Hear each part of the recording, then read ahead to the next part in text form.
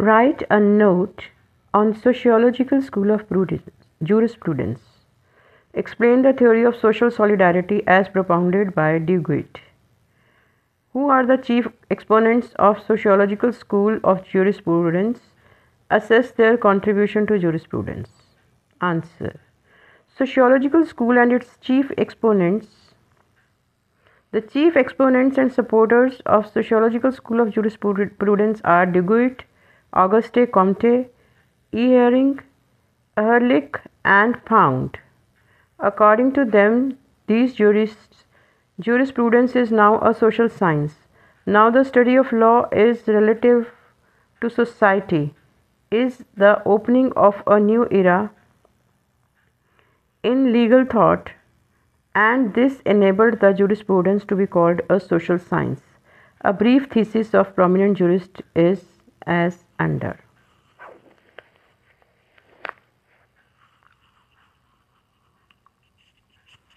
Number 1, Duguid and his theory of social solidarity.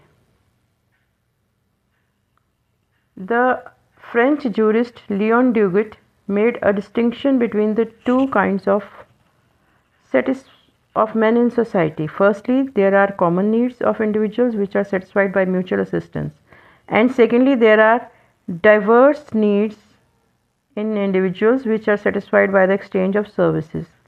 Therefore, the division of labor is the most important fact of social cohesion. He named it social solidarity. With the development of free individual activities, the social solidarity develops, and this social solidarity is a fact and it is a necessity for social life. Interdependence of men in the society. Duguid built this theory of social solidarity. He insisted on the necessity of viewing social life as it is actually lived. The most important fact of the society is the interdependence of men. In the present day society, man exists by his membership of the society. Each man cannot manufacture and procure the necessities of life himself. Functions are so specialized that each in his turn depends on other for his necessities. The end of all human activities and organizations should be to ensure the interdependence of men. This is called Duguid's theory of social solidarity. Law also to serve this end. Law also is to serve this purpose. Duguid says, law is the rule which men possess not by virtue of any higher principle, whatever good, interest or happiness, but by virtue and perforce of facts, because they live in society and can live in society. Implications of Duguid's theory. The main features of Duguid's theory are as under. Duguid's attack on sovereignty.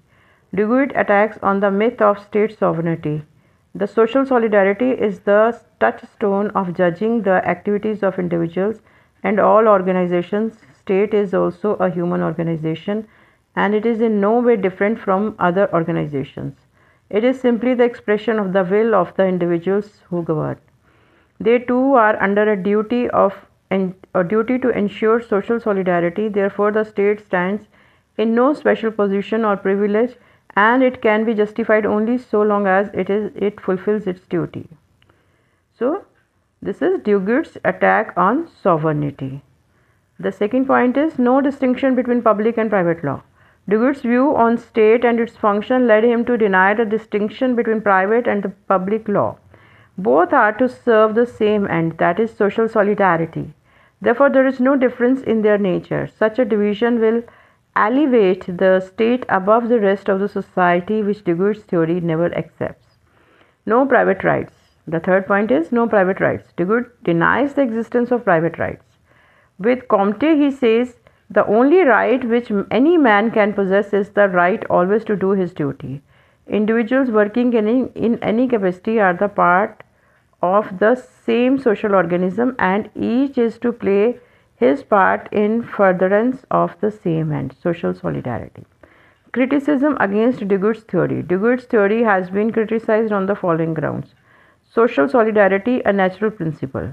The first weakness of the theory is that though Duguid is a positivist and excludes all metaphysical considerations from law, his principle of social solidarity itself is a natural law ideal.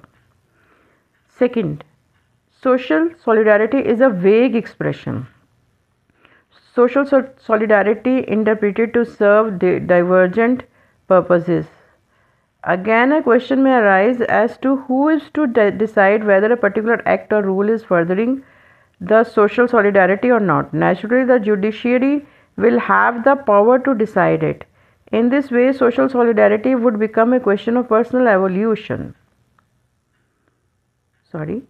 In this way, the social solidarity would become a question of personal evaluation.